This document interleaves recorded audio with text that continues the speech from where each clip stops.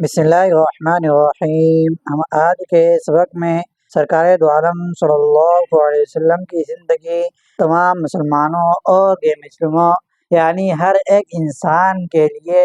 ایک رہنما اور ایک سبق۔ محمد صلی اللہ علیہ وسلم کی شخصیت تو ایسی دل آویز اور پرکشش شخصیت ہے کہ مسلمان تو مسلمان، دنیا کے وہ عام انسان بھی جن کو آپ کے بارے میں کسی کے ذریعے سے جاننے کا موقع ملا ہے، عقیدت و احترام کے جذبات رکھتا ہے۔ ایک حقیقت ہے کہ جس کو ہر شخص محسوس کر سکتا ہے، وہ یہ ہے کہ اس کائنات میں موجود مخلوقات اور کار فرما طاقتوں کے درمیان ایک مخلوق ہے جو اس دنیا کو آباد کرتی ہے یا برباد کر دیتی ہے۔ ایک طاقت ہے جو یا تو اس دنیا کو امن و سلامتی کا گہوارہ اور اطمینان و مسرت کی جنت بنا دیتی ہے، یا اسے نفرت و عداوت کا جہنم اور مصیبتوں اور آفتوں کی بھٹی بنا دیتی ہے۔ وہ طاقت انسان کی طاقت ہے۔ عمر کے اعتبار سے، سائز کے اعتبار سے، وزن کے اعتبار سے، طول و عرض کے اعتبار سے، دوسرے مختلف پہلوؤں سے دنیا میں بہت سی دوسری مخلوقات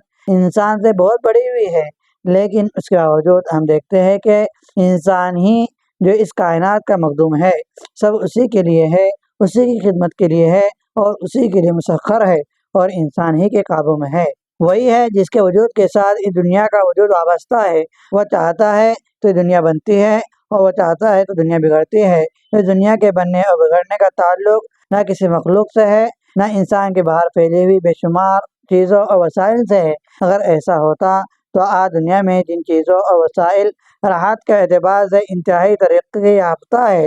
سب سے زیادہ پرسکون ہوتے، اور دنیا کے بڑھنے اور بگڑنے کا تعلق انسان اور صرف انسان ہی سے ہے۔ رب تعالیٰ کا ارشاد ہے، ظہر الفساد فی البر والبحر بما کسبت ایدی الناس، کہ انسانوں کے اعمال ہی کے سبب بر و بحر، خشکی اور سمندر، ہر جگہ تباہی غالب ہوتی ہے۔ یعنی دنیا کے اندر صحیح اور سلامتی اور فساد کا ہونا یہ انسان کے اعمال ہی کے سبب ہے۔ انسان کی اس عظمت اور کائنات میں اس کے اس مقام کو ذہن میں رکھیے اور اس سوال کا جواب دیجیے کہ ایسی خطرناک صلاحیت اور ایسے متضاد جذبات اور پوری دنیا کو بنانے اور بگاڑ دینے کی دوہری استعداد رکھنے والی مخلوق کو کسی رہنمائی کی ضرورت ہے یا نہیں؟ اس پوری کائنات کے پیدا کرنے والے کے بارے میں اگر کوئی گمان رکھتا ہے کہ اس نے انسان کو ایسی صلاحیت بخشی ہے کہ وہ چاہے تو ایماندار بن جائے اور چاہے تو انسان بے ایمان بن جائے، چاہے تو انسان اپنے ماحول اور اپنے معاشرے کے لیے خیر و برکت کا پیغام بن جائے اور چاہے تو نحوست اور ہلاکت و بربادی کی نشانی بن جائے، لیکن اس نے اس کے ایسے رہنمائی نہیں کی جس سے اس کی صلاحیت کے استعمال کا صحیح طریقہ آ جائے اور اس کے اندر اور باہر کی دنیا میں خیر و اطمینان، سکون کا غلبہ ہو جائے۔ اگر خدا کے بارے میں کوئی یہ گمان رکھتا ہے تو شاید اس نے خدائی حکمت اور دانائی اور رحمت و رافت کو بالکل ہی نہیں سمجھا ہے۔ اگر ہم خود اپنے اندر چھپے ہوئے متضاد جذبات اور خواہشات پر غور کریں تو یہ بات سمجھ میں آ جائیں گی کہ ہمیں اور دنیا کے ہر انسان کو رہنمائی کی ضرورت ہے، اور وہ رہنمائی کسی اور کی طرف سے نہیں، انسان کو بنانے والے اور اس کے اندر یہ صلاحیت اور جذبات رکھنے والے خالق ہی کی طرف سے آنے والی چاہیے۔ یعنی انسان کو جس نے بنایا ہے اس کی طرف سے ہی وہ رہنمائی آنی چاہیے، کیونکہ کسی مشین کو استعمال کرنے کے لیے رہنمائی وہی دے سکتا ہے اور وہی دیتا ہے جو اسے بناتا ہے، اس لیے کہ وہی اس کے تمام نزاکتوں سے واقف ہے۔ یہ بات مان لینے کے بعد یا یوں کہہ دیجیے کہ اس فطری اور مسلمہ حقیقت کے استحضار کے بعد اب ایک سوال یہ ہوتا ہے کہ اس رہنمائی کی صورت کیا ہونی چاہیے، یعنی کسی ذریعے سے یہ رہنمائی انسان کو دی جائے۔ ہم دیکھتے ہیں کہ ہماری دنیا میں جو مختلف مشینیں اور مصنوعات کے کارخانے ہیں، وہ ان مشینوں کے استعمال کے طریقے کو وضاحت کے لیے دو طریقے سے کام لیتے ہیں۔ یا تو ایک کتابچہ، ایک چھوٹی سی کتاب، ایک چھوٹی سی بک میں تمام ضروری باتیں لکھ دی جاتی ہے کہ وہ بک ان مشین کے ساتھ رکھ دی جاتی ہے، لیکن کچھ مشینیں زیادہ قیمتی، زیادہ نازک اور زیادہ پیچیدہ ہوتی ہے۔ اس صورت میں مشین بنانے والا کارخانہ نہ صرف اس کتابی رہنمائی کو کافی نہیں سمجھتا، بلکہ کچھ تربیت یافتہ انجینئر اور ماہرین مختلف علاقوں میں بھیجتا ہے، جو مختلف علاقوں میں اس کارخانے کی ایجنسیوں کے کارکنوں کو اس مشین کے استعمال کی عملی تربیت دیتے ہیں، اور وہ لوگ پھر یہی طریقہ کار تمام خریدوں کے ساتھ برتتے ہیں۔ حقیقت یہ ہے کہ اس دنیا میں جو مشین سب سے زیادہ پیچیدہ ہے اور سب سے زیادہ نازک ہے اور سب سے زیادہ قیمتی ہے، وہ خود انسان ہے۔ اس مشین کا ایک غلط استعمال ہوگا تو نتیجہ یہ نہیں نکلے گا کہ بلب فیوز ہو جائیں گا یا ٹائر سے ہوا نکل جائیں گے، یہ تو نتائج معمولی ہے۔ ان نتائج کی تلافی اور تدارک بھی ممکن ہے، لیکن انسان کی مشین کے غلط استعمال کا نتیجہ یہ ہوگا کہ دنیا کے جنگلی جانوروں میں انسان کی شکل کے ایک خطرناک جانور کا اضافہ ہو جائے گا، اور پھر کمزوروں پر آفت آئیں گی، محکوم حاکموں کے ظلم و ستم کا نشانہ بنیں گے، اور طاقت کی زبان کے سوا کوئی اور زبان سمجھی نہ جائیں گی، نہ جان محفوظ رہیں گی، نہ مال، نہ کسی کی دوشیزہ کی عزت و آبروی سلامت رہیں گی، نہ کسی عابد و زاہد کا معبد عبادت خانہ محفوظ رہے گا۔ اور پھر اس زندگی کے بعد جو زندگی آئیں گی، جس کا واحد مقصد اس دنیاوی زندگی میں انسان کے اعمال کا بدلہ دینا ہے، تو اس زندگی میں بھی وہ انسان ایسے انجام سے دوچار ہوگا کہ جس سے زیادہ برے انجام کا تصور بھی نہیں کیا جا سکتا۔ تو میرے عرض کرنے کا مقصد یہ ہے کہ انسان کی رہنمائی کے لیے بھی دو چیزیں ضروری ہے، ایک مکمل کتاب اور ایک عملی رہنما۔ مختلف زمانوں اور مختلف حالتوں میں خدا تعالیٰ کی طرف سے انسان کی تربیت اور رہنمائی کے لیے یہی دو طریقے استعمال کیے جاتے ہیں۔ کتابی رہنمائی بھی آئی ہے اور عملی رہنما بھی آئے ہیں۔ ایک کتابی بک کے اعتبار سے رہنمائی بھی آئی ہے اور ایک عملی پریکٹیکل طور پر بھی رہنما ہے۔ اس دنیا میں جتنی کتابیں موجود ہیں جن کو دنیا کے بہت سے لوگ رہنما قرار دیتے ہیں، اور جتنی شخصیتیں ہیں جن کو رہبر سمجھا جاتا ہے، ان کتابوں کا، ان شخصیتوں کے تاریخ کا مطالعہ، ان کی ہسٹری کا مطالعہ، ان کی ہسٹری کے پڑھنے سے ایک طالب علم کی حیثیت سے میرا سب سے زیادہ محبوب مشغلہ، اور اس مطالعے کی روشنی میں بلا کسی تکلف کے، بلا کسی ابہام کے اور بغیر کسی تحفظ کے پورے اعتماد کے ساتھ میں عرض کرتا ہوں کہ وہ کتاب جس سے واقعی مکمل رہنمائی اور ہماگیر رہنمائی پوری انسانیت کو مل سکتی ہے، وہ صرف ایک ہے جس کو ہم قرآن پاک کے نام سے جانتے ہیں، اور وہ شخصیت جو مثالی، مکمل، عالمگیر، حقیقی و عملی رہنما، پریکٹیکل رہنما کی شخصیت ہے، وہ صرف اور صرف محمد رسول اللہ صلی اللہ علیہ وسلم کی شخصیت ہے۔ ان دونوں کے ذریعے سے رہنمائی دینے والی ذات خدا کی ذات عالی ہے، جس کے سوا کسی کو اور کسی انسان کو رہبری کا حق نہیں ہے۔ محترم حضرات، اب یہ بات عرض کرنا ہے کہ ایک کامیاب اور مثالی رہنما میں کیا کیا صفات ہونی چاہیے، اور پھر یہ کوشش کروں گا کہ اس بارے میں کچھ عرض کروں کہ وہ صفات خدا کی اس رہنمائی میں قرآن مجید اور محمد صلی اللہ علیہ وسلم کے ذریعے ملی ہے، کس حد تک موجود ہے، اور پھر ہمیں آپ کو یہ سوچنا ہوگا کہ اس رہنمائی کا ہم پر کیا حق ہے اور ہم سے اس کا کیا مطالبہ ہے۔ ابھی میں یہ عرض کر رہا تھا کہ خود انسان کو خدائی رہنمائی کی ضرورت ہے، تو میں نے لفظ بولا ہے انسان، یہاں پر کسی ہندوستانی، امریکی، عربی، اجمی، امیر، غریب نہیں کہا، بلکہ میں صرف کہا یہ انسان۔ یہی سے بات سمجھ میں آ گئی کہ اس رہنمائی میں جو انسان کی اصلاح و تربیت کے لیے آئی ہو، پہلی صفت یہ ہونی چاہیے کہ اس کا خطاب، اس کے مخاطب دنیا کے ہر انسان ہو، پوری انسانی دنیا کے ہر فرد کے لیے اس رہنمائی کا مخاطب بننا ہے، اس کو سمجھنا اور اس پر عمل کرنا ممکن ہو۔ انسان چاہے مشرق کا ہو یا مغرب کا ہو، شمال کا ہو یا جنوب کا ہو، بالدار ہو یا غریب ہو، حاکم ہو یا محکوم ہو، پڑھا لکھا ہو یا ان پڑھ ہو، گوار ہو یا گورا ہو یا کالا ہو، ہر انسان اپنی اصلی فطرت کے اعتبار سے صرف ایک انسان ہوتا ہے۔ اس کی فطرت ایک ہے، اس کی اصل فطرت کے اعتبار سے صرف ایک انسان ہے، اس کی فطرت ایک ہے، اس کی نوعی خصوصیات ایک ہے۔ بھوک سب کو لگتی ہے، پیاس سب کو لگتی ہے، سردی بھی سب کو لگتی ہے، گرمی بھی سب کو لگتی ہے۔ اچھے معاملے سے، محبت اور نرمی سے ہر انسان خوش ہوتا ہے۔ برا سلوک، نفرت اور سختی ہر انسان کو بری لگتی ہے۔ عزت ہر انسان کو پسند ہے، ذلت ہر انسان کو ناپسند ہے۔ مال اور اولاد ہر انسان کو محبوب ہے، اور رشتہ دار اور دوستوں سے ملنے سے ہر انسان کو خوشی ہوتی ہے۔ ان کی جدائی سے ہر انسان کو غم ہوتا ہے۔ اپنی عزت یا جان و مال کا خطرہ محسوس کر کے خوف اور غصہ ہر انسان میں پیدا ہوتے ہیں۔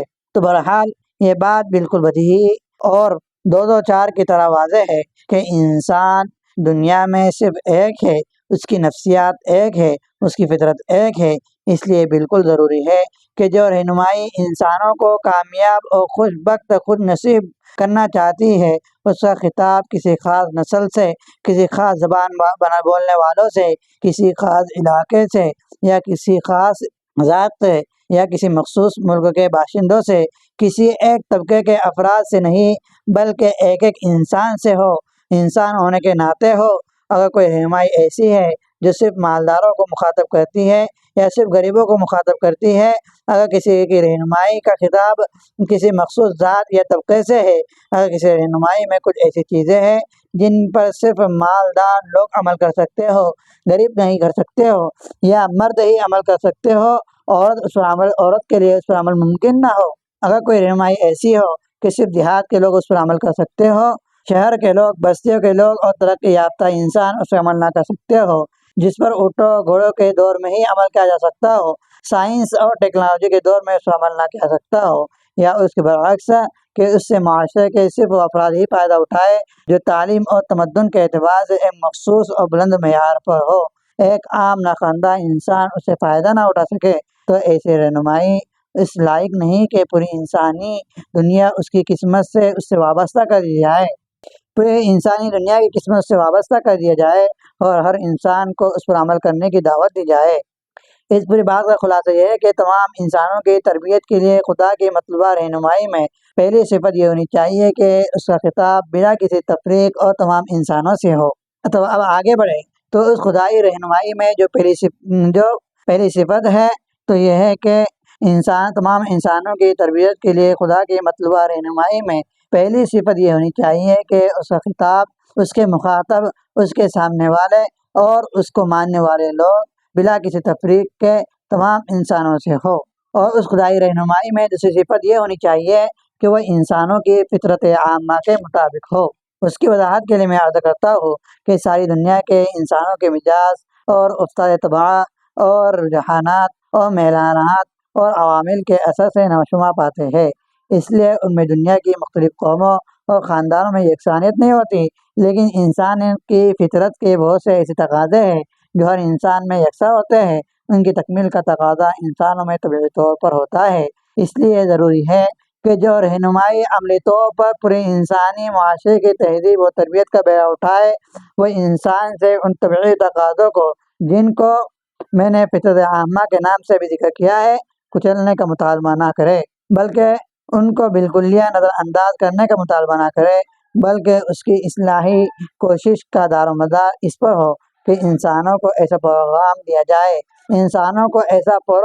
دیا جائے جس سے وہ اپنے ان فطری تقاضوں کی تکمیل اچھے سے اچھے اور فطری طریقے پر ہی کر لے۔ مثال کے طور پر انسانوں کو خدا نے اس طرح پیدا کیا کہ وہ کھانے پینے رزق کے بغیر زندہ نہیں رہ سکتے، رزق کے اسباب کو خدا نے انسانوں کے باہر کی دنیا میں اس کے چاروں کی طرف پھیلا دیا ہے۔ انسان کی فطرت میں یہ صلاحیت اور تقاضا انسان اپنی فطرت میں یہ صلاحیت اور تقاضا رکھتا ہے کہ وہ ان اسباب کو استعمال کر کے رزق کے حصول کی جدوجہد کرے، روزی کو حاصل کرے اور اس فطری طریقے کی ضرورت کو پورا کرے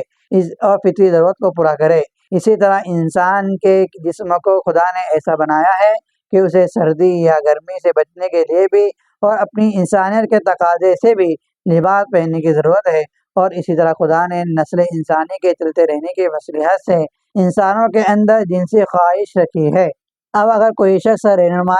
انسانوں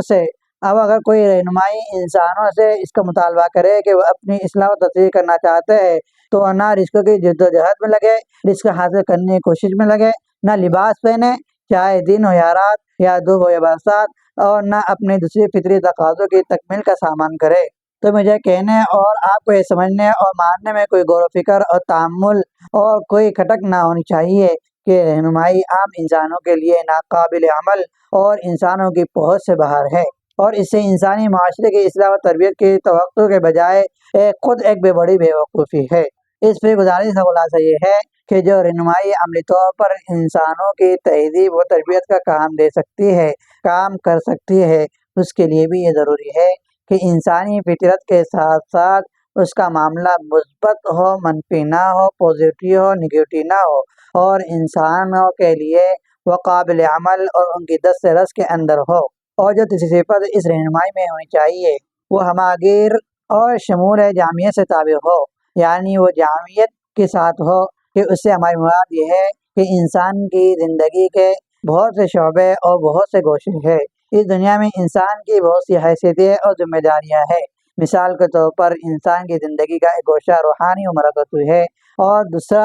جسمانی و حیوانی ہے۔ پہلا انفرادی ہے، دوسرا اجتماعی ہے۔ اس کی زندگی میں جذبات و خواہشات کا بھی حصہ ہے اور اخلاق و معاملات کا بھی ہے، دل کا بھی ہے اور دماغ کا بھی ہے، دنیا کا بھی ہے اور آخرت کا بھی ہے، اور خوشی کا بھی ہے اور غم کا بھی ہے، محبت کا بھی ہے اور نفرت کا بھی ہے، خلوت کا بھی ہے اور جلوت کا بھی ہے۔ اسی طرح اس کی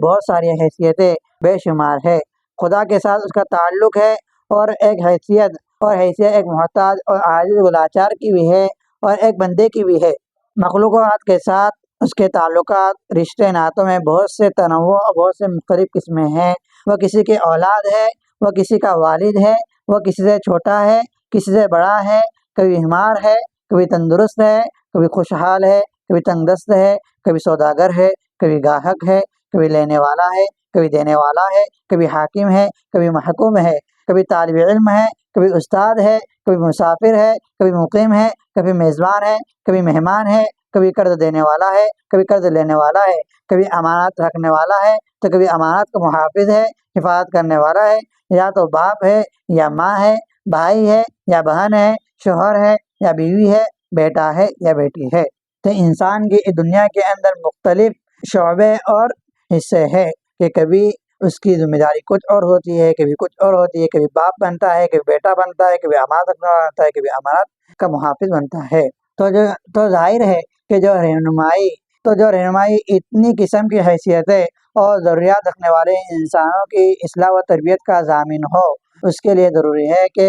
اس میں سب ضرورتوں اور سب حیثیتوں کے بارے میں واضح ہدایت ہو اور اس میں سے کسی ایک پہلو کو، کسی ایک گوشے کو اس میں تشنا اور پیاسا نہ چھوڑا گیا ہو۔ اگر ایسا نہ ہو تو اس رہنمائی سے پوری انسانی زندگی کی اصلاح نہیں ہو سکیں گی، کیونکہ انسان کا وجود ان ساری قسم کی گناہوں پہلو سے مرکب ایک اکائی ہے، اور اگر ان میں سے کسی ایک گوشے میں خرابی باقی رہ گئی تو اس کا اثر پوری انسانی وجود پر لازم پڑے گا۔ تو یہ تیسری رہنمائی ہوئی کہ تیسری رہنمائی انسان کی سب ضرورتوں اور سب گوشوں کے لیے ایک جامع ہو اور ان سب کی ضرورتوں کی وضاحت اس کے اندر ہو۔ اور جو چوتھی صفت انسانوں کی فلاح اور کامیابی کی ضامن رہنمائی میں لازماً ہونی چاہیے وہ یہ ہے کہ اپنی اصل شکل میں موجود رہے، اس میں تبدیلی کی کوشش کامیاب نہ ہو سکے۔ تاریخ کے مطالعے سے بعد، ہسٹری کے مطالعے سے بعد اور یہ حقیقت سامنے آتی ہے کہ مختلف زمانوں میں مختلف علاقوں میں جو رہنمائیاں انسان کی اصلاح و تربیت کے لیے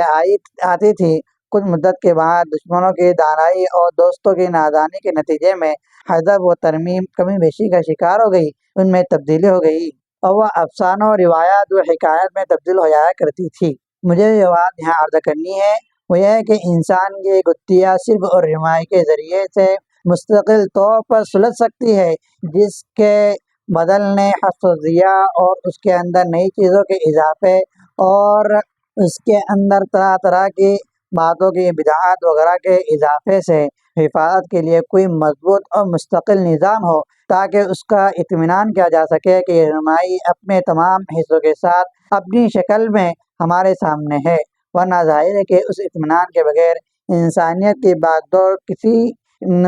دوڑ کسی رہنمائی کے ہاتھ میں دے دینا نہ عقل کی بات ہے، نہ عدل کی بات ہے، نہ انصاف کی بات ہے۔ اور پانچویں صفت جو انسانوں میں خیر کو غالب کرنے والی رہنمائی ہونی چاہیے وہ یہ ہے کہ اس کے ساتھ کوئی ایسی طاقت ہو جس کے ذریعے ایک انسان کو اس راہ پر چلایا جا سکے جو اس رہنمائی کے نزدیک انسان کی خود نصیبی کی راہ ہو۔ ہم جانتے ہیں کہ انسان کے اندر بے شمار خواہشات اور جذبات ہے، اور انسان کی اصلاح و تربیت کا مرکزی نقطہ یہ ہے کہ اپنی خواہشات اور جذبات پر قابو پایا جائے اور وہ اس کے تابع ہو، نہ یہ کہ انسان ان کا تابع اور محکوم ہو۔ اور جب تک ہر انسان کے پاس وہ طاقت نہ ہو جس سے وہ ان جذبات اور خواہشات کو حدود و قیود کے اندر رکھ سکے تو اس وقت تک یہ عملاً ممکن نہیں ہوں گی۔ تو یہی وہ طاقت ہے جسے قرآن مجید نے ایمان اور تقوی کا نام دیا ہے۔ اس اندرونی طاقت کے بغیر کسی خارجی دباؤ یا بیرونی طاقت کے ڈر سے تو ہو سکتا ہے کہ انسان بعض جرائم، بعض گناہوں، بعض جرموں کے کھلا ارتکاب سے ان کے کرنے سے رک جائے، لیکن یہ ناممکن ہے کہ وہ خارجی دباؤ اس کے اندر کی دنیا کو بدل دے اور اس کی اصلاح و سیرت سازی کا وہ کام کرے جو انسان کی تربیت کے لیے، انسان کی تربیت کے لیے، انسان کے اندر انسانیت کے آنے کے لیے اس رہنمائی کا اصل مقصد ہے، جو خود جیسا کہ میں شروع میں عرض کیا کہ انسان کی ایک فطری ضرورت ہے۔ ایک بار پھر اسی بات کو ذہن میں تازہ کر لیجئے کہ میں نے جو کہا ہے اس کا حاصل یہ ہے کہ انسانوں کی اصلاح و تربیت کے لیے آنے والی رہنمائی عملی طور پر مفید طلب ہو اور مؤثر ہونے کے لیے یہ ضروری ہے کہ اس کے پاس وہ طاقت ہو جس سے انسانوں کے دلوں میں، دماغوں میں، فکر و وجدان میں، قلب و روح کی گہرائیوں میں وہ نافذ ہو سکے، رسوخ حاصل کر سکے۔ اور چھٹی صفت اس رہنمائی میں یہ ہونی چاہیے کہ جس شخص کے ذریعے وہ رہنمائی ملے تو وہ انسانوں ہی میں سے ہو، اس کے ہر جز پر 100% خود عمل پیرا ہو، تاکہ ہر انسان کے لیے اس رہنمائی کو ایک مجسم انسانی زندگی کی شکل میں دیکھنے کا موقع ملے اور ایک کامل ترین عملی نمونے کو سامنے رکھ کر اس کے لیے خود اس رہنمائی کے ہر جز پر عمل کرنا آسان ہو۔ ایک کھلی ہوئی حقیقت ہے کہ انسان کے لیے صرف اس کا ہم جنس انسان ہی رہنما اور آئیڈیل بن سکتا ہے۔ انسان اپنے سے مختلف الجنس مخلوق سے معروف تو ہو سکتا ہے، لیکن اسے اپنا آئیڈیل قرار نہیں دے سکتا، کیونکہ یہ خیال بجا طور پر اس کے لیے رکاوٹ بنے گا کہ ایک ایسی مخلوق کو اپنا رہبر اور آئیڈیل قرار دینے کا کیا جواز ہے کہ جس کے جذبات اور خواہشات اس کے جذبات اور خواہشات سے مختلف ہے، علیحدہ ہے، جس کی صلاحیت و استعداد، جس کی فطرت و قوت اس کی اپنی صلاحیت اور فطرت سے مختلف ہے، علیحدہ ہے۔ بہرحال یہی وجہ ہے کہ انسان کی اصلاح و تربیت کے لیے رہنمائی لے کر آنے والے کا خود انسان اپنی جنس اور نسل کے اعتبار سے صرف انسان ہی ہونا ضروری ہے۔ اور جو ساتویں اور آخری صفت اس رہنمائی میں ہونی چاہیے، جس کی طرف اشارہ ابھی چھٹی صفت کے ضمن میں آ چکا ہے، وہ یہ ہے کہ جو انسان خدا کی طرف سے اس رہنمائی کو لے کر آئے وہ اس کے ہر جز پر خود عمل کرتا ہو، اس لیے کہ عملی نمونہ دیکھے بغیر، پریکٹیکل دیکھے بغیر انسان اس کو نہ پوری طرح سمجھ سکتا ہے، نہ اس کے مطابق اپنی سیرت اور اپنے کردار کی تعمیر کا اس میں اتنا طاقتور داعیہ پیدا ہو سکتا ہے جو دوسرے معانے اور رکاوٹوں پر غالب آ جائے۔ یہ بالکل فطری سی بات ہے کہ ڈرائیونگ سکھانے کے لیے خود عملی طور پر ڈرائیونگ کر کے سکھانا پڑتا ہے۔ اسی طرح تیراکی سکھانے والے کو، ہوابازی کی تعلیم دینے والے کو، ڈاکٹروں اور وکیلوں کو اپنے اپنے شعبوں میں عملی تربیت پریکٹیکل دینی پڑتی ہے۔ جب ان شعبے کے لوگ اپنے معلموں، اپنے استادوں، اپنے ٹیچروں کی نگرانی اور رہنمائی میں اپنے اپنے شعبے میں درپیش آنے والے مختلف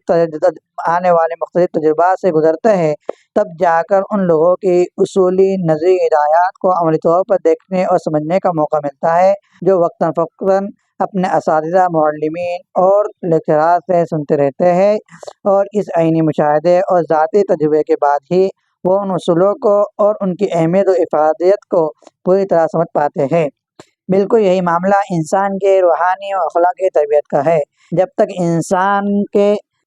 جب تک زندگی کے اس شعبے میں انسانوں کو اپنے رہنمائی کے عملی اسوے کا مشاہدہ نہ ہوگا، اس وقت تک وہ ان کے ہدایات و تعلیمات پر پوری طرح عمل پیرا نہ ہو سکیں گے۔ تو محترم حضرات، یہ وہ 7 صفات ہے جو انسانوں کی اصلاح و تربیت کے لیے آنے والی خدائی رہنمائی میں لازم ہونا ضروری ہے۔ عقل اس بات کو تسلیم کرتی ہے، تجربہ اس بات کی شہادت دیتا ہے کہ علم وجدان اس بات کی تائید کرتے ہیں۔ اب آئیے دیکھیں کہ یہ صفات اس رہنمائی میں جو محمد صلی اللہ علیہ وسلم خدائے وحدہ لا شریک کی طرف سے لے کر آئے ہیں کس حد تک موجود ہے۔ اس موقع پر ایک بار پھر ان 7 صفات کو ذہن میں مستحضر کر لیجئے، ذہن میں دماغ بٹھا لیجئے۔ تو یہ ہے: نمبر 1، بلا کسی تفریق کے تمام انسان اس کے مخاطب ہو۔ نمبر 2، انسانوں کی فطرت کے ساتھ اس کا معاملہ مثبت ہو، منفی نہ ہو۔ انسانوں کی فطرت کے ساتھ اس کا معاملہ، اس کا کردار پازیٹیو ہو، نگیٹو نہ ہو۔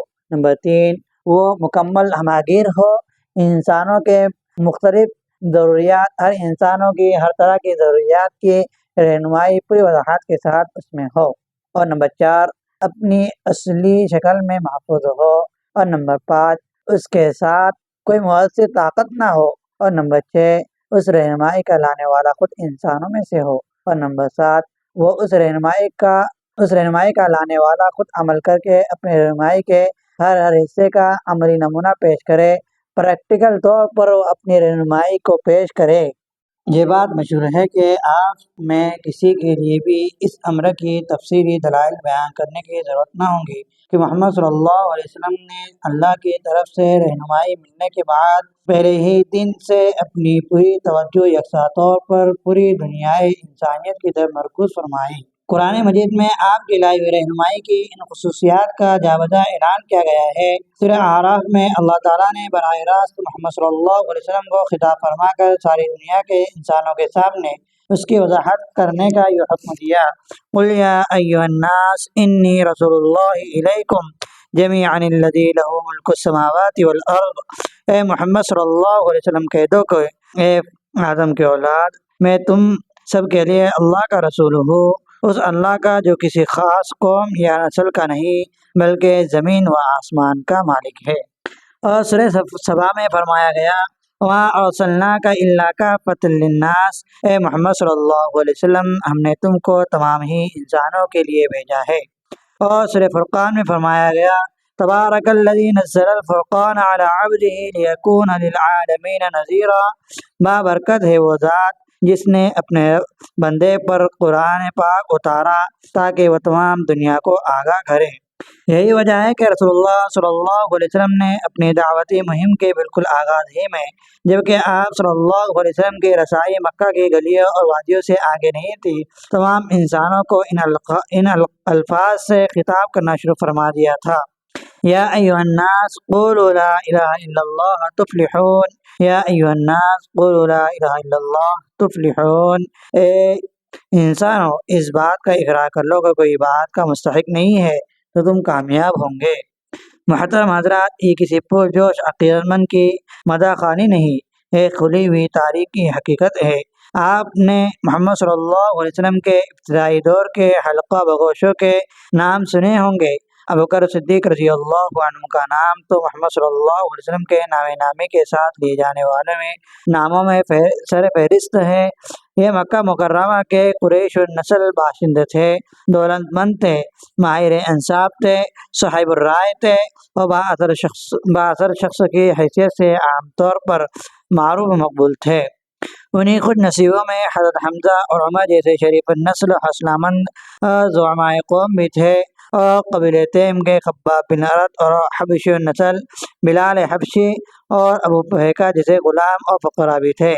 اور زنیرہ اور لبینہ جیسی مظلوم اور بےکس باندیاں بھی تھی۔ یمن کے رہنے والے جوان عمر عمار بھی تھے، اور ان کے بڑے والد یاسر اور بڑی ماں سمیہ بھی تھی۔ ایران النسل صہیب بھی تھے، جن کی پرورش روم میں ہوئی تھی، اس لیے وہ رومی کہلاتے ہیں۔ ان کے بارے میں مورخین لکھتے ہیں کہ وہ عربی زیادہ ٹھیک سے بول نہیں سکتے تھے، اور عثمان بن عفان جیسے کبیر السن اور صاحب جاہ و اعزاز بھی تھے، اور علی ابن ابی طالب جیسے نوخیز نوجوان اور خاندان بنو ہاشم کے چشم چراغ بھی تھے۔ مکہ کی شریف، معزز اور تعظیم پیشہ خاتون خدیجہ بھی تھی، اور قبل ازد کے ضماد بن ثعلبہ جیسے طبیب بھی تھے۔ یہ تو بالکل ابتدائی دور میں رسول اللہ صلی اللہ علیہ وسلم کی دعوت قبول کرنے والوں کی سر فہرست میں چند نام ذکر کیے گئے ہیں جو اس وقت یاد آ گئے، ورنہ اس فہرست میں اور بھی نام کافی ہے، اور بھی کافی نام ہے۔ البتہ اسی سے اندازہ ہو سکتا ہے کہ رسول اللہ صلی اللہ علیہ وسلم کی دعوت کا خطاب ہر انسان سے تھا۔ اس میں نہ زبان کا امتیاز تھا، نہ رنگ و نسل کا، نہ جنس کا، نہ طبقے کا، نہ ملک کا، نہ قوم کا، اور نہ برادری کا، نہ حسب کا، یہاں کوئی اعتبار نہیں تھا، نہ نسب کا کوئی اعتبار تھا، نہ مال کا کوئی زور تھا، اور نہ طاقت کا کوئی زور تھا۔ جیسا کہ میں نے ابھی عرض کیا ہے، یہ نام تو ان لوگوں میں سے چند کے ہیں جو بالکل ابتدائی دور میں محمد صلی اللہ علیہ وسلم کے زیر سایہ آئے تھے۔ اس کے بعد جب اسلام کی روشنی دنیا میں پھیلی اور انسان کی پوری دنیا اس روشنی سے منور ہونے لگی، تو یہ سارے فرق خود بخود مٹتے چلے گئے، جنہوں نے انسان کو ایک دوسرے سے کر دیا تھا، اور جنہوں نے کچھ کو محمود بنایا اور کچھ کو ایاز، کسی کو بندہ بنایا اور کسی کو بندہ نواز۔ آپ میں سے بیشتر حضرات، بہت سے حضرات تعلیم یافتہ اور باخبر بھی ہے۔ میں آپ سے دریافت کرتا ہوں کہ ماضی قریب کے کسی زمانے میں کسی ایسے رہنما کا یا کسی رہنمائی کا نام لیجیے جو اس معیار پر پوری اترتی ہو۔ اس لیے کہ ماضی بعید کے بارے میں تو یہ کہا جا سکتا ہے کہ اس وقت انسانی دنیا کے پاس ایسے وسائل نہیں تھے کہ کسی کی رہنمائی کو پوری دنیا کے لیے واجب العمل قرار دیا جا سکے۔ اور اس کا سب سے بڑا اور کھلا نتیجہ یہ ہے کہ خدا کی طرف سے بھی کوئی ایسی عالمی رہنمائی نہیں آئی، بلکہ مختلف علاقوں اور قوموں میں الگ الگ رہنما بھیجے گئے۔ اس لیے میں نے آپ سے ماضی قریب ہی کے زمانے کے بارے میں دریافت کیا کہ آج کل جتنے رہنما کے نام لیے جاتے ہیں، جتنے قائدین لیڈروں کے نام لیے جاتے ہیں، ذہن میں مستحضر کر لیجئے۔ ابراہم لنکن اور اسٹالن کے نام لیا جاتا ہے، ماؤ زیتنگ اور گاندھی جی اور مصطفیٰ کمال کا نام لیا جاتا ہے۔ کیا ان قومی طبقاتی رہنماؤں کو دوسری قومیں اور تمام انسان اپنا لیڈر مان سکتے ہیں؟ بات صاف ہے کہ جس شخص کی محبت خیرخواہی اور کارکردگی کسی خاص طبقے یا علاقے تک محدود ہو، دوسرے لوگ اسے اپنا رہنما کیوں مانیں؟ یہ مقام تو صرف اسی کو حاصل ہو سکتا ہے جس کے پاؤں میں کوئی زنجیر نہ ہو، جس کی نظر میں سارے انسان ایک ہو، جس کے دل میں سب یکساں ہو، سب برابر ہو، جس کی پکار صرف انسان کے نام پر ہو۔ اور تاریخ کا یہ فیصلہ ہے کہ مقام انسانیت کی تاریخ میں صرف ایک رہنما کو، اور وہ صرف ایک رہنما کو حاصل ہوا، وہ رہنما محمد صلی اللہ علیہ وسلم اور وہ رہنمائی اسلام ہے۔ اب آئیے دوسری صفت پر غور کیجیے کہ میں نے عرض کیا تھا کہ انسان کی اصلاح و تربیت کے لیے آنے والی رہنمائی کو انسانوں کی فطرت سے ہم آہنگ ہونا چاہیے۔ آئیے قرآن اور محمد صلی اللہ علیہ وسلم کے ذریعے آنے والی اس رہنمائی پر اس پہلو سے بھی نظر ڈال لیجیے۔ عام طور پر روحانی رہنمائیوں میں ہمیں یہ رجحان نظر آتا ہے کہ جب تک انسان اپنے جسمانی اور فطری تقاضے کو کچلے گا نہیں، اور جب تک وہ دنیا و مافیہا سے اپنے آپ کو بالکل منقطع نہ کر لے اور دنیا کی ہر چیز سے سنیاس نہ لے لے، اس وقت تک وہ خدا کا قرب اور روحانی ترقی حاصل نہیں کر سکتا۔ یہی وجہ ہے کہ عام طور پر دین و مذہب کے بارے میں جو تصور دنیا کے انسانوں کے ذہنوں میں راسخ ہو گیا ہے، وہ اتنا مخالف فطرت ہے، اتنا مشکل، اتنا خوفناک اور اس قدر ما فوق العادت سپر نیچرل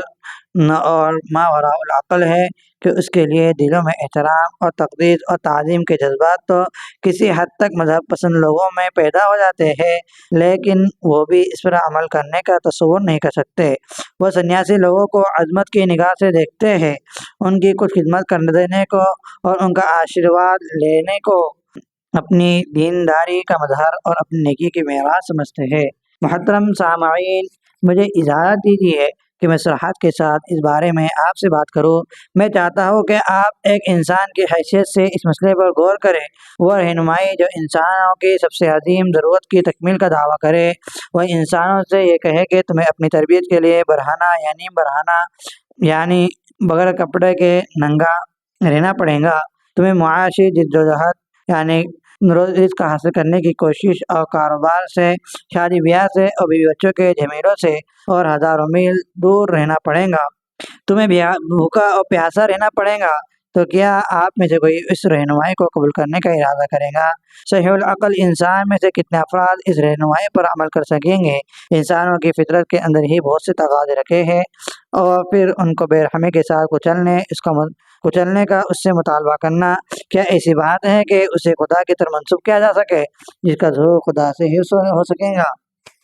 نام لیے بغیر میں عرض کرتا ہوں کہ جو رہنمائیاں اس وقت انسانوں کی روحانی تربیت کے نام پر ہماری دنیا میں موجود ہے، کم و بیش سب اس بارے میں منفی ہی رخ رکھتی ہے، نگیٹو ہی رخ رکھتی ہے۔ لیکن جو رہنمائی اللہ کی کتاب قرآن مجید اور اللہ کے بھیجے ہوئے رہنما محمد صلی اللہ علیہ وسلم کے ذریعے میں ملی ہے، وہ صرف یہ ہے کہ جس نے فطرت انسانی کے ساتھ 100% معاملہ مثبت اور پازیٹیو معاملہ فرمایا ہے،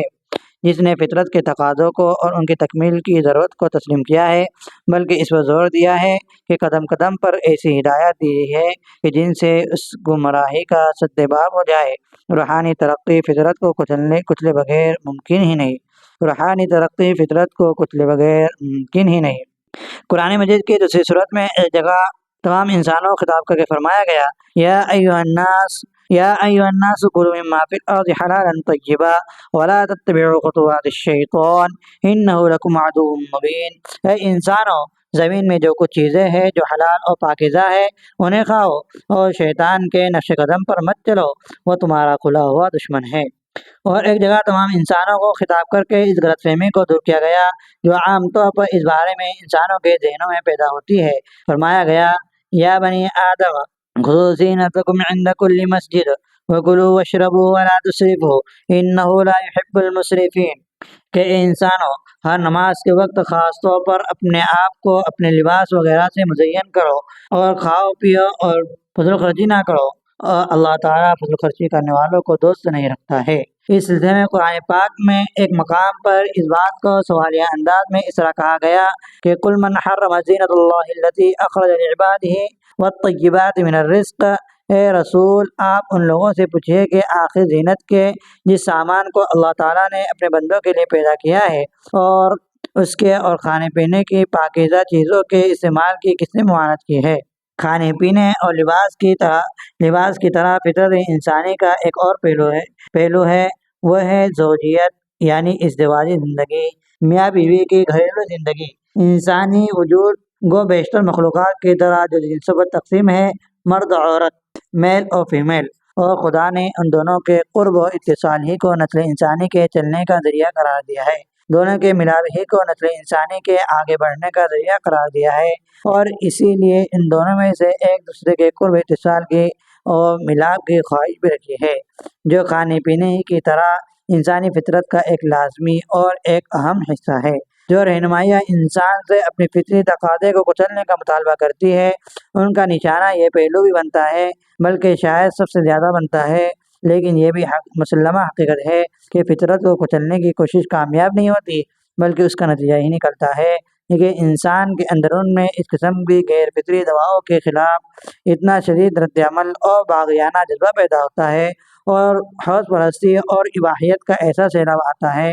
کہ سب حدود اور قیود اور سارے اخلاق کی بندھن ٹوٹ کر بکھر جاتے ہیں، اور معاشرے میں جنگل کے قانون کی حکمرانی ہوتی ہے۔ مسیحی دنیا کا جو اخلاقی انحطاط ہے وہ سب اسی کا نتیجہ ہے۔ قرآن مجید اور محمد صلی اللہ علیہ وسلم کے ذریعے جو خدائی رہنمائی ملی ہے، اس نے جس طرح کھانے پینے اور پہننے کو روحانی ترقی کی راہ میں رکاوٹ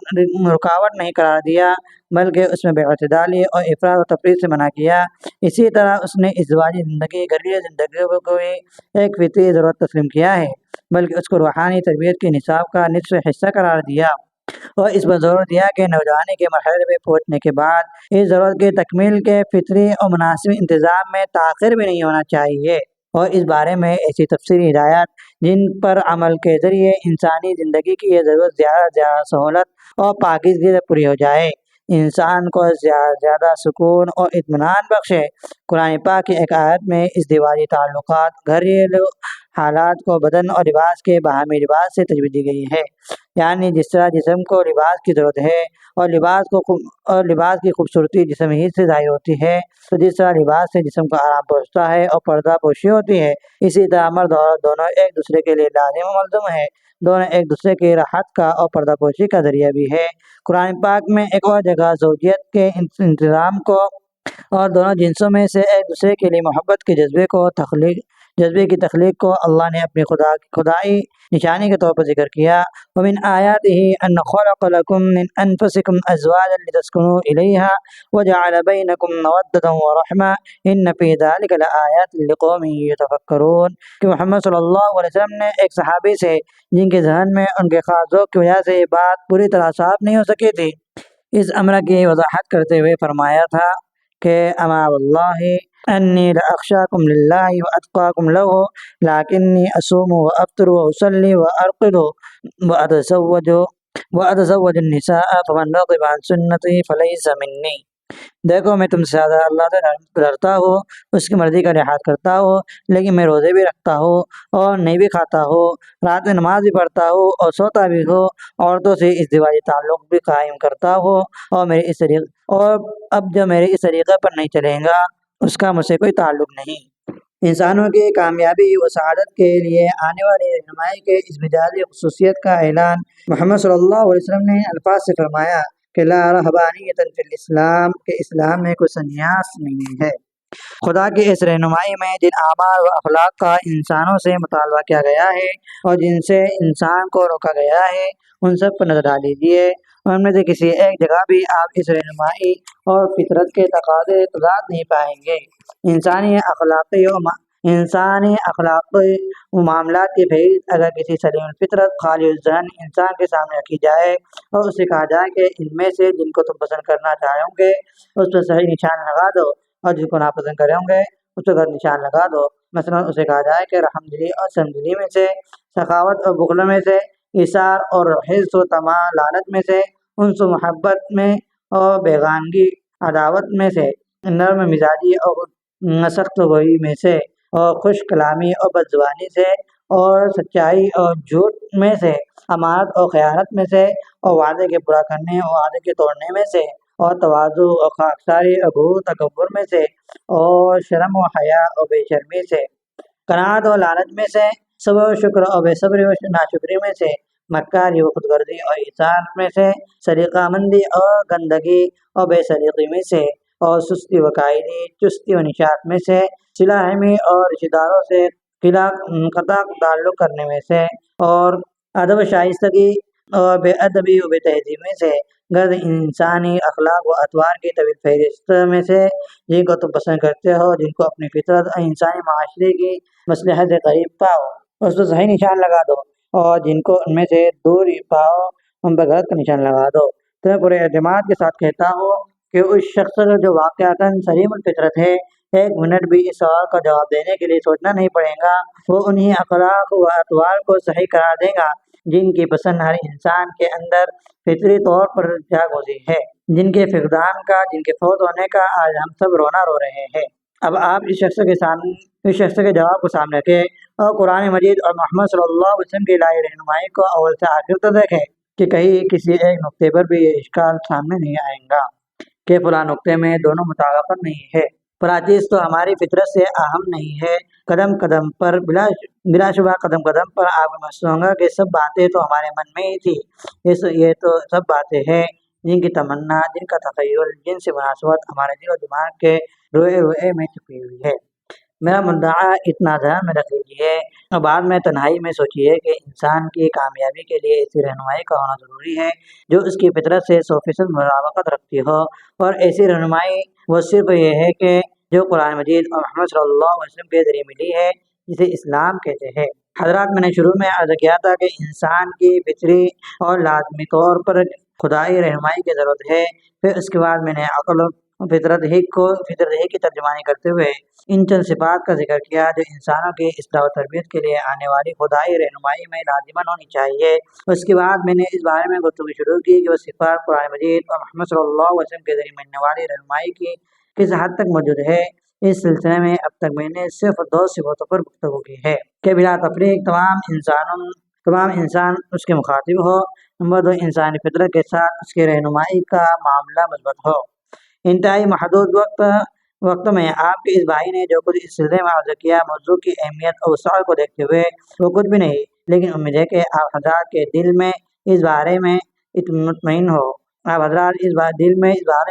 ہو کہ دونوں صفتیں صرف ایک رہنمائی پائی جاتی ہے، وہ رہنمائی ہے جو آخری مکمل شکل میں قرآن مجید اور محمد صلی اللہ علیہ وسلم کے ذات اقدس کے ذریعے انسانیت کو ملی ہے، جسے اسلام کہتے ہیں۔ اور آئندہ باقی صفتوں کی طرف پڑھتے ہیں کہ ان 2 صفات کے بعد تیسری صفت کا میں ذکر کیا تھا، وہ ہماگیر اور جامعیت ہے۔ اس کی وضاحت تفصیل سے کر چکا ہوں۔ مختصراً ایک بار پھر عرض کرتا ہوں کہ انسانی زندگی کے بے شمار گوشے اور لامتناہی حیثیتیں اور ذمہ داریاں ہیں، اور اس کی زندگی کا ایک اہم حصہ وہ بھی ہے جسے ہم روحانی اور ملکوتی کے نام سے یاد کرتے ہیں، دوسرا وہ ہے جسے ہم جسمانی اور مادی کے نام دیتے ہیں، اور اسی طرح ایک پہلو انفرادی ہے اور ایک اجتماعی۔ اس کی زندگی میں جذبات اور خواہشات کا بھی حصہ ہے، اخلاق اور معاملات کا بھی، دل و دماغ کا بھی، دنیا و آخرت کا بھی، خوشی و غمی کا بھی، محبت و نفرت کا بھی، خلوت و جلوت کا بھی۔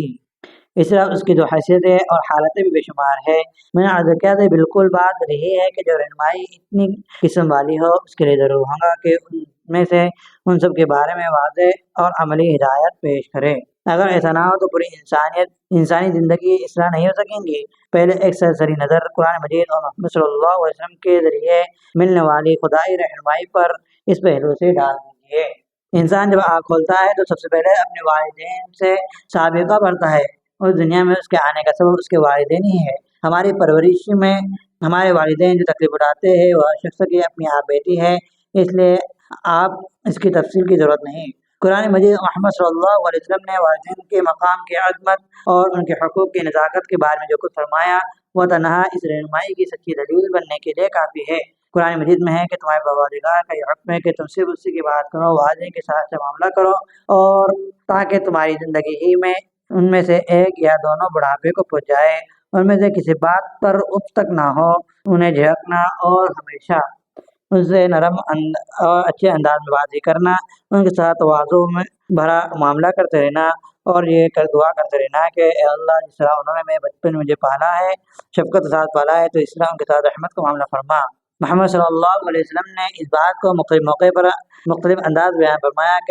کہ ماں کے باؤ تلے جنت ہے، کہ فرمایا کہ اللہ کی خوشنودی باپ کی خوشنودی میں ہے۔ کسی نے پوچھا کہ میرے اچھے اخلاق کا سب سے زیادہ کون ہے؟ فرمایا کہ تمہاری ماں۔ اس نے دریافت کیا پھر کون؟ ارشاد فرمایا تمہاری ماں، اور تیسری بار پھر آپ نے ہی ارشاد فرمایا کہ چوتھی مرتبہ آپ صلی اللہ علیہ وسلم باپ کا، اور پھر درجہ بدرجہ دوسرے رشتہ داروں کا ذکر فرمایا۔ خود آپ صلی اللہ علیہ وسلم کے والدین تو بچپن ہی میں خدا کو پیارے ہو گئے تھے، لیکن بندے خدا کی حیات تھی، جس کا دودھ آپ نے پیا اس کا شور بغیر حیات تھا۔ آپ نے ان دونوں کی اور ان کی اولاد جو آپ کے ذاتی بھائی بہن تھے کے ساتھ زندگی بھر گزارنے کا جو معاملہ کیا، اسی سے اس بارے میں آپ کی ذاتی ذوق و مزاج کا اندازہ ہو سکتا ہے کہ اس کے کئی واقعات کتابوں میں موجود ہے۔ حل یہ ہے کہ والدین کے دوستوں اور تعلقات بھی اچھے معاملے سے تاکید کرتے رہنا۔ اسی طرح انسانی زندگی کے جتنے شعبے اور جتنے رشتے ہیں اور جتنی حیثیتیں ہیں، سب کے بارے میں نہایت تفصیلی رہنمائی خدا کی اس رہنمائی میں موجود ہے۔ اس میں بھی یہ بھی موجود ہے کہ انسان غصہ آئے تو کیا کرے، خوشی ہو تو کیا کرے، فتح و کامیابی ہو تو کیا کرے، اس کا رویہ کیسا ہونا چاہیے۔ شکست و ناکامی کا منہ دیکھنا پڑے گا تو وہ کیا کرے، کیسے کیسے ملے، کیسے بیٹھے، کیسے بولے اور کیسے بولے اور کیا بولے، اس کی خاموشی کیسی اور کس لیے ہو، کہ کیسے سونا، کیسے جاگنا، کس طرح جاگنا، بازار میں کس طرح چلنا، معاملہ اور خرید فروخت کا کیا اندازہ ہونا۔ اگر تم دولت مند ہو تو دولت کا استعمال کیجیے اور کہا ہو، اور غریب ہو تو غربت میں تمہارے دل کی کیفیت اور تمہارے جذبات کیا ہوں گے۔ تم چھوٹے ہو تو بڑوں کے ساتھ تمہارا رویہ کیا ہونا چاہیے، بڑے ہو کر چھوٹے کے ساتھ رویہ کس طرح ہونا چاہیے۔ اس طرح جتنی حالتیں ایک انسان پر بلکہ پوری انسانیت پر اس دنیا میں آنکھ کھولنے کے بعد موت تک گزر سکتی ہے، اس میں ادنا درجہ مبالغہ اور شائع نہیں ہے۔ سب کے بارے میں مکمل ہماری رہنمائی ہم صرف خدا کے رہنمائی میں مل سکتی ہے، جو قرآن اور محمد صلی اللہ علیہ وسلم کے ذریعے انسانیت کو دی گئی ہے۔ اب چوتھی صفت کے بارے میں عرض کرنا چاہتا ہوں کہ جس کے بارے میں اپنا خیال عرض کر چکا ہوں کہ اس رہنمائی میں ہونا چاہیے جو انسانوں کی اصلاح و تربیت کی دعوے دار اور وہ محفوظیت یعنی اپنی اصل شکل میں محفوظ رہے۔ میں بات جس کا تعلق مذاہب کی تاریخ سے ہے عرض کرنا چاہتا ہوں اور پھر دہرانا چاہتا ہوں کہ تاریخ کے مطالعے سے بات یقینی طور پر سامنے آتی ہے کہ مختلف زمانوں اور علاقوں میں جو رہنمائی انسان کی اصلاح و تربیت لے آتی ہے وہ کچھ مدت کے بعد حذف و ترمیم، کمی بیشی کا شکار ہو کر اساطیری روایات میں تبدیل ہو جاتی ہے۔ حالانکہ مستقل اور دائمی طور پر انسانیت کی گتھیاں صرف اسی رہنمائی کے ذریعے سلجھ سکتی ہے جس کی ترمیم و تبدیلی کمی بیشی سے حفاظت کے لیے کوئی مضبوط اور مستحکم انتظام ہو۔ اللہ تعالیٰ نے اپنی کتاب ہدایت قرآن پاک میں صاف صاف اپنی جگہ ارشاد فرما دیا اور رہتی دنیا تک اس آخری رہنمائی کی اپنی اصل شکل میں حفاظت ہمارے ذمہ ہے۔ یہ ایک جگہ ارشاد فرمایا کہ اِنَّا نَحْنُ نَزَّلْنَا الذِّكْرَ وَإِنَّا لَهُ لَحَافِظُونَ، کہ اس رہنمائی کو ہم نے بھیجا ہے، ہم خود اس کی حفاظت کرنے والے ہیں۔ اور فکر تشویش دور کرتے ہوئے فرمایا کہ قرآن مجید کو مرتب کرنے میں اور محفوظ رکھنے کا کام ہم نے ہی اپنے ذمہ رکھا ہے۔ یہی بات اللہ جل سے جان کر ہے کہ محمد صلی اللہ علیہ وسلم نے بھی مختلف قوموں پر مختلف موقعوں پر فرمائی ہے۔ آزاد میری متحقق کے ایک سمجھے ہوئے آپ سے تعلیم یافتہ اور بےخبر کے سامنے بات عرض کرنا چاہتا ہوں کہ 1.5 سال کے قریب اس آخری سال کو آئے ہوئے چکے ہیں، لیکن اپنی پوری تفصیلات کے ساتھ، اپنے تمام حصوں کے ساتھ آج بھی وہ اسی شکل محفوظ ہے کہ جس شکل میں وہ اس وقت تھی جب وہ آسمان اور زمین پر آئی تھی، جب وہ آسمان سے زمین پر اتر آئی تھی۔ نہ اس کا ارادہ بدلا، نہ روح، نہ قلب بدلا اور نہ قالب، لیکن میں شروع میں عرض کرنا کر چکا ہوں کہ اس خدائی رہنمائی کے دو وسیلے ہیں: ایک خدا کی کتاب، رسول خدا صلی اللہ علیہ وسلم کی، پیغمبر محمد کی ہدایت اور زندگی۔ اسلام کے اصلی شکل میں باقی رہنے کا مطلب یہ ہے کہ دراصل ان دونوں کا محفوظ رہنا اس لیے ہے کہ آئندہ ان دونوں کا اس پہلو سے جائزہ نہ لیا جائے۔ قرآن مجید خدا تعالیٰ کی کتاب اور قرآن مجید وہ واحد خدائی کتاب ہے جس میں کسی کا تبدیلی یا کمی بیشی کو دوبارہ نہیں کیا گیا، ان کو راستہ نہیں دکھایا اور ان کو نہ راستہ ملی۔ محمد صلی اللہ علیہ وسلم کی زندگی میں قرآن مجید آہستہ آہستہ وقت حالات اور ضروریات کے مطابق نازل ہوتا رہا اور صورتوں کی نگرانی میں چند مخصوص صحابہ کے بتائی ہوئی ترتیب کے مطابق آیتوں اور صورتوں کو اس وقت میسر ان چیزوں پر جن کو لکھنے کے لیے استعمال کیا جاتا ہے لکھتے رہے۔ ان کے علاوہ صحابہ کرام اپنے طور پر اپنے ذوق سے قرآن لکھنے کا اہتمام کرتے رہے۔ ہزاروں لوگوں نے ایسی توفیق استعارت زبانی نام لکھا ہے۔ جب محمد صلی اللہ علیہ وسلم دنیا سے رخصت ہو گئے اور خدائی رہنمائی کے مطابق انسانیت کی رہبری و تربیت اور اختیار سیادت ابوبکر صدیق رضی اللہ عنہ پر پڑی تو اپنے ساتھیوں سے مشورے کے بعد انہوں نے مکمل کا مرکز خلافت کی نگرانی لکھوایا اور اس کی نقرہی پوری امت میں پھیلتی رہی۔ اس کے بعد فاروق رضی اللہ عنہ کا زمانہ آیا تو ان کے حیات میں اس نسخے کے 1 لاکھ سے زیادہ نسخیں تیار کی گئی۔ پھر عثمان غنی رضی اللہ عنہ کا زمانہ آیا، دیکھا ملنے پر مختلف ملکوں کے لوگ ارد گرد انداز و لہجے سے پڑھتے اور آئندہ چل کر اس معمولی اختلاف کے بڑھ جانے کا اندیشہ ہے تو انہوں نے ہی رسم الخط میں قرآن مجید لکھوا کر اس کو پوری دنیا میں پھیلایا اور اب تک پوری دنیا میں جہاں جہاں مسلمان خود یہ قرآن پاک چھاپ رہے ہیں، اب خود عربی کا رسم الخط بدل چکا ہے، لیکن قرآن مجید آج تک اسی پرانے رسم الخط میں لکھایا جا رہا ہے۔ ایک شوشے یا نقطے کی یا حرف کی تبدیلی ہوئی۔ مجھے عرض کرنا ہے کہ محمد صلی اللہ علیہ وسلم کی زندگی، اقوال و عنایت کا حصہ، ایک ایک پورا حصہ، ایک ایک جز تو پورے طور پر محفوظ ہے۔ ان کو ہم لوگوں تک پہنچانے میں جن لوگوں کا حصہ رہا ہے ان کے بھی حالات زندگی محفوظ ہے۔ اس میں ذرہ برابر نہیں کہ جس طرح قرآن پاک کے معنی کوئی انسانی بلکہ خدائی کتاب بھی نہیں محفوظ نہیں، اس سے محمد صلی اللہ علیہ وسلم کی طرح اور رہنما کی زندگی اور اس کی ہدایت بھی کلی طور پر محفوظ نہیں ہے۔ پانچویں صفت ذکر کی ہے کہ انسانوں کے لیے آنے والی خدائی رہنمائی میں لازماً یہ ہونا چاہیے کہ ان میں سے ایک یہ بھی ہے کہ اس کے ساتھ وہ طاقت بھی ہونی چاہیے جس کے ذریعے سے اس رہنمائی کو عملی طور پر انسانی زندگی میں نفوذ ہو سکے اور حاصل ہو سکے اور وہ محض نظری فلسفہ بن کر نہ رہ جائے۔ میں نے اس صفت کے اجمالی ذکر کے ساتھ اس طرف اشارہ کیا کہ طاقت صرف ایمان اور تقوی کی طاقت ہے۔ انسانی نفسیات سے جو لوگ واقف ہیں وہ اپنے ارد گرد پیش اور تاریخ کا مطالعہ غور کرنے سے بھی جو لوگ عادی ہیں وہ بخوبی جانتے ہیں کہ اس دنیا میں انسان کو واقعی طور پر نیک طبیعت اور پاک باز بنانے کی تدبیر صرف یہ ہے کہ مسلمان انسان کے دل میں اس کے پیدا کرنے والے کی عظمت اور محبت راسخ ہو جائے اور اس کے دل و دماغ میں خدا راضی ہونے کو 3 عین کامیابی اور ناراض ہونے کو حقیقی ناکامی سمجھنے کا ذوق پیدا ہو جائے گا۔ آپ سب جانتے ہیں کہ معاشرہ اور قوم جس میں خدا کی اس رہنمائی کے ذریعے محمد صلی اللہ علیہ وسلم نے انسانوں کی اصلاح و تربیت کا کام آغاز کیا تھا، وہ جہالت اور پسماندگی اور باہمی تفرقات، اخلاقی انحطاط، ہر لحاظ سے پستی کی ہر علیحدہ سے گزری ہوئی اور شراب اور جوا اور اس قوم کی گھٹی میں داخل تھا۔ قتل و غارت کی اس کا مزاج قوی تھا، اپنے اولاد کو زندہ درگور کر دینا اور ان کا مستقل شیوا تھا۔ عورت تو بے حوض پرستوں کے عورت تو ہر دولت کے ہاتھ میں کھلنا بنی ہوئی تھی۔ اس معاشرے میں کوئی مقام نہ تھا، نہ حیثیت، عقل و دین، عزت و مال اور جان و مال، یہ پانچوں انسانی جواہر مکمل طور پر برباد ہو رہے ہیں۔ پس منظر آپ کے سامنے ہے۔ یہ بھی آپ نے سنا ہوگا کہ یہی وہ قوم تھی جسے محمد صلی اللہ علیہ وسلم کے ذریعے تربیت کے مرحلے سے گزرنے کے بعد انسانیت کی تاریخ میں پہلی بار کامل انسانی معاشرہ اور مکمل انسانی عملی نمونہ پیش کیا۔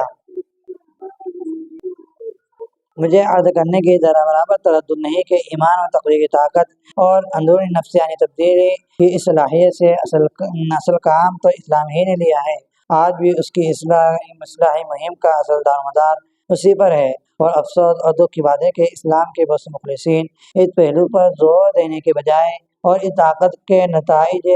دنیا کو عملی طور پر دکھانے کی جدوجہد کرنے کے بجائے صرف قانونی پہلو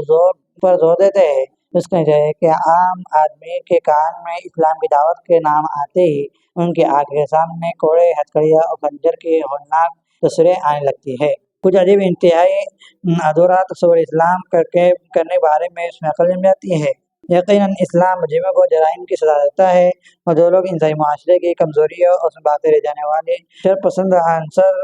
نظر رکھتے ہیں اور خیال دنیا میں نہیں رہتے وہ تربیتی اور اجتماعی مصلحت سے ان سزاؤں کو معاشرے کی اصلاحی مہم کا ایک جز ہی سمجھتے ہیں، لیکن اسے کل نہیں سمجھتے۔ بعض بیماری ایسی ہے کہ جن کا علاج الیکٹرک شاک کے بغیر یا اسے کاٹے بغیر، جسم سے علیحدہ کے بغیر نہیں ہوتا، لیکن نہ ہماری ایسی بیماری ہوتی ہے نہ بیماریوں کے ابتدائی مراحل میں یہی علاج ضروری ہوتا ہے۔ اسلام کا حال یہ ہے کہ وہ خالص انسانی اور دنیاوی حیثیت والے شعبے مثلاً آئینی و گھریلو زندگی کو درست کرنا چاہتا ہے۔ وہ دنیا کے فوائد برکات کو محفوظ کر کے نہیں بلکہ آخرت فکر کرے اور اخلاق و معاشرت کی اصلاح چاہتا ہے، تو جنت کا شوق دلا کر نہیں بدمعاملے سے بچنا چاہیے۔ اس مسئلے پر گفتگو کو زیادہ نہ بڑھاتے ہوئے ہم مختصر کرتے ہیں۔ میرا مدعا ہے کہ آپ سمجھ گئے ہوں گے جس ایمانی روحانی طاقت کے بغیر انسان کی اصلاح و تربیت کی کوششیں واقع اور کامیابی حاصل نہیں ہو سکتی، وہ سب سے زیادہ جس رہنمائی پائی جاتی ہے،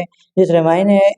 اس سے ایک زندہ اور انقلاب آفری طاقت کے طور پر کام لیا، وہ صرف جس کا نام اسلام ہے۔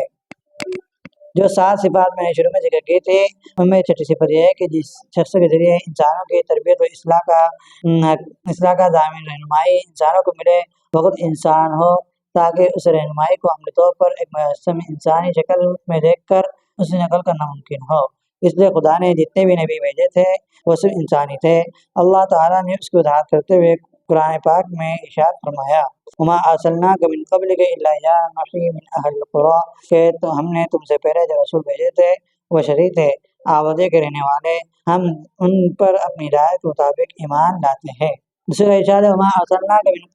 مِن قَبْلِكَ إِلَّا رِجَالًا نُوحِي إِلَيْهِم مِّنْ أَهْلِ الْقُرَىٰ، کہ ہم نے تم سے پہلے جو رسول بھیجے تھے دو بشر تھے، دو آبادیوں کے رہنے والے، ہم ان پر اپنی ذات نازل نہیں کرتے۔ 7ویں اور آخری صفت میں نے ذکر کی تھی کہ جو شخص خدائی رہنمائی کا لانے والا ہو، اس کا ذاتی عمل، اس کی پریکٹس اور اس کے ایک ایک عمل کا عملی نمونہ، ورنہ محض اچھے آرڈرز اور اچھے اصول، اچھے نظریے اور اچھی باتیں تو ہر شخص ہر وقت پیش کر سکتا ہے، اور باتوں اور نظریوں سے اچھی باتیں اور نظریے بنتے ہیں۔ انسانی زندگی جس چیز سے بنتی ہے وہ خود ایک زندگی ہے۔ غریبوں اور معذوروں کی مدد انسانیت کی معراج ہے۔ بیماروں کے عیادت، عبادت، بہوش ہواؤں کی خبرگیری اور یتیموں پر شفقت اور بنیادی حقوق انسانی فرائض میں شامل ہے۔ دشمنی کا جواب دوستی سے اور نفرت کا جواب محبت سے دو چار، اور جو لوگ دائیں کار پر تھپڑ مار کر اس کے ساتھ دو میل اور کچیل ہے چلے جاؤ تو تم اپنے بھائی کو 70 دفعہ معاف کرو گے، گمراہ ہوں گے، گوارا نہیں کرے گا۔ مہمان کے سامنے پلکیں جھکا دو، جی سلام سے ان کا اکرام کرو۔ اس قسم کی سینکڑوں نصیحتیں اور اصول ہم دن رات سنتے رہتے ہیں، بلکہ خود بھی کہتے ہیں، لیکن ہماری عام زندگی، ہمارے سماج پر اس کا ذرہ برابر بھی اثر تھا۔ اس لیے کہنے والوں نے کوئی عملی نمونہ پیش نہیں کیا۔ ماضی قریب اور ماضی بعید میں جتنے رہنما انسانیت کی رہنمائی کا بلند دعویٰ کیا ہے، ان سب کے نام ذہن میں تازہ کر لیجیے۔ ان میں سے کوئی ایک بھی معیار پر نہیں اترا تو ہم چوتھا بدل کر لے سکتے ہیں۔ رسول اللہ صلی اللہ علیہ وسلم کی شخصیت اور زندگی کا جواب سب سے زیادہ عظیم اور پہلو سے سب سے زیادہ روشن ہے۔ وہ یہ ہے کہ آپ نے جو کچھ کہا، سب سے پہلے اس کا مکمل ترین عملی نمونہ پیش کیا ہے۔ انسان کے اخلاق اور اس کے اصل کردار سے سب سے زیادہ اس کی بیوی واقف ہوتی ہے۔ جب آپ نے نبوت کا دعویٰ کیا تو کچھ حضرات گھبراتے ہوئے خدیجہ کے پاس آئے، انہوں نے فوراً کہا کہ آپ رشتہ داروں کا حق پورا کرتے ہیں، مقروضوں کا قرض ادا کرتے ہیں، غریبوں کی مدد کرتے ہیں، مہمانوں کا تبادلہ کرتے ہیں، حق کی طرفداری کرتے ہیں، مصیبتوں میں لوگوں کا کام آتے ہیں، اس لیے آپ کو خدا نہ چھوڑوں گا۔ میں کہاں تک بیان کر سکتا ہوں جہاں تک میں آپ سن سکتے ہیں، جس کے ذوق کے سبب کے سوال اتنا طویل ہو، اتنی طویل تقریر کہ آپ نے سنی ہے، کیا اس سے آپ کے دل پر کوئی اثر ہوا ہے؟ پتری ہماگی صفاتوں اور نیک اور اللہ تعالیٰ کی کتاب اور محمد صلی اللہ علیہ وسلم کی کے ذریعے آئے ہوئے دستور حیات یہ مل جاتی ہے۔ اسی طرح اس کے ہر عمل ہر جز کر کے نئے انسان کے سامنے صرف ایک رہبر اعظم اور وہی ہے کہ جس کے نام پر آج یہ اجتماع ہوا ہے۔ محمد صلی اللہ علیہ وسلم کی ذات تمام انسانوں کے لیے ہدایت کا نمونہ اور آئیڈیل ہے، تو آپ صلی اللہ علیہ وسلم کی زندگی مسلمان اور کافر سب کے لیے ایک آئیڈیل اور نمونے کے طور پر ہے۔ اور یہ اللہ تبارک و تعالیٰ نے دو چیزیں قرآن مجید اور آپ صلی اللہ علیہ وسلم کی ذات یہ لوگوں کے لیے آئیڈیل اور نمونہ بنا کر بھیجا ہے کہ ہم کتابچے کے اندر دیکھ سکتے ہیں، اور کتابچے کو سمجھنے کے لیے ایک انجینئر کی، ایک معلم کی، ایک مدرس کی ضرورت ہے۔ تو اللہ تبارک و تعالیٰ نے انسانوں کی ہدایت کے لیے قرآن اور آپ صلی اللہ علیہ وسلم کی ذات دی ہے، اور آپ صلی اللہ علیہ وسلم کی ذات ہی 28 بار کا ذکر ہے کہ لقد کان لکم فی رسول اللہ اسوۃ حسنہ، کہ رسول اللہ کی زندگی تمہارے لیے اسوہ اور حسنہ ہے۔ اور دنیا کے کسی رہنما کے لیے، رہنما بننے کے لیے اس کے اندر صفات کا ہونا ضروری ہے، تو ان صفات میں سے ایک صفت رسول اللہ صلی اللہ علیہ وسلم پر پائی جاتی ہے۔ بس ہم آج کی مجلس میں ہم نے آپ صلی اللہ علیہ وسلم کے خصوصیات کے متعلق پڑھا، صفات کے متعلق پڑھا کہ کن صفات کی بنا پر آپ صلی اللہ علیہ وسلم ایک عظیم رہنما اور آئیڈیل ہے۔ آپ کے علاوہ کوئی رہنما اور آئیڈیل ہے ہی نہیں کہ جو آگے اور عالمی تقویت کے ساتھ اور انصاف شرائط کے ساتھ جو اللہ کے نبی کی زندگی بیان کر سکے۔ اسلام کی خوبیوں کے بارے میں مطمئن کرنے کے بجائے ہمیں سچے مسلمان بن کر دکھائے، اور یقین رکھے کہ ہم اس کی بات ماننے میں دیر نہیں کریں گے۔ اس لیے مجھے جو بات اس وقت اپنے مسلمان بھائیوں اور بہنوں سے عرض کرنی ہے، ہمیں اس کی سنجیدہ اور جان توڑ کر محنت کرنی ہے کہ اسلام کی ہر تعلیم ہماری زندگی میں رچ بس جائے۔ اس کے لیے ہم اس مقصد کے لیے جانے والی ایک ایسی جدوجہد کے بارے میں مشورہ بھی دینا اپنا پر سمجھتا ہوں، جس کی بہت سی خوبیوں میں سے ایک خوبی ہے کہ ہر طبقہ، ہر معیار، ہر سن و سال کے لوگ اس کو اختیار کر کے اسلام کو اپنی زندگی میں اتار سکے۔ جماعتیں بنا کر اپنے خرچ اور اپنے ذات اور اپنے اوقات کو لے کر نکلنا، مسجدوں کے ماحول میں مسجد کے کاموں کو زندہ کرنے کی کوشش کرنا، اور کچھ دن 24 گھنٹے مکمل اسلامی طرز زندگی مطابق گزارنے کی مشق کر کے اسی طرز پر مستقل زندگی گزارنا، اور دوسروں کو اسی جدوجہد میں لگاتے رہنے کی ترغیب دیتے رہنا، یہ وہ جدوجہد ہے جو الحمدللہ آج ایک خاص نظام کے تحت جاری ہے۔ ہم سب اس میں اپنی بنیادی ضرورت کی تکمیل کے لیے حصہ لیں۔ یہ تو بات ہے کہ جو مجھے اپنے مسلمان بھائیوں سے عرض کرنی تھی، یہی ان کے لیے سیرت النبی کا پیغام ہے۔ اپنے غیر مسلم بھائیوں سے میں یاد کرنا چاہتا ہوں کہ ہم مسلمان کہلانے والوں کی غالب اکثریت اسلام کے صحیح تصویر پیش نہیں کر رہی۔ کسی کی زندگی کو دیکھ کر آپ اسلام کے بارے میں جو رائے قائم کریں گے، میں اس یقین کے ساتھ آپ کے دل میں بٹادوں کے مطابق واقع نہیں ہوں گی۔ ایسا میں چاہتا ہے کہ آپ براہ راست اسلام کے بارے میں سوچیں اور سمجھیں، غور و فکر کریں، دریافت کریں۔ اگر میں جانتا بھی ہوں اور مانتا بھی ہوں کہ کسی مذہب کے بارے میں غور کرنے کا اصل فکر طریقہ یہ ہے کہ اس کے ماننے والوں کی زندگی اور عملی کردار کو دیکھا جائے اور جانچا جائے۔ اس لیے میں نے اپنے کو اور اسلامی برادری کو صحیح اسلامی سانچے میں ڈالنے والے کام کو دوسرے ہر کام پر ترجیح بھی دی ہے، لیکن اس کے باوجود دل سے آپ سے عرض کرتا ہوں کہ ہم مسلمانوں میں اکثر سچے اور معیاری مسلمان نہیں ہیں۔ اس لیے ہمیں دیکھ کر اسلام کے بارے میں رائے قائم نہ کیجیے، بلکہ اسلام کے بارے میں براہ راست جاننے اور سوچنے کی کوشش کیجیے۔ اللہ تعالیٰ مجھے اور آپ کو اپنی انسانیت کو رائے سمجھنے اور اسے اختیار کرنے کی توفیق عطا فرمائے۔ آمین یا رب العالمین۔